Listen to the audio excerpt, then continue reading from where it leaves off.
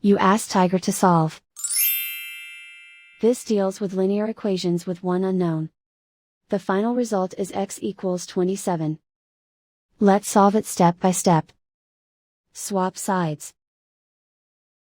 Group all constants on the right side of the equation. Subtract 3 from both sides.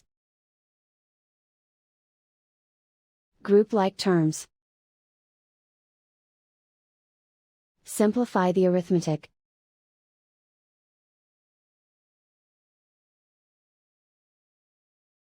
Convert the x into a positive number. Multiply both sides by -1.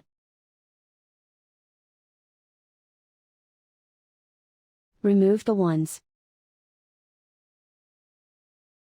Simplify the arithmetic.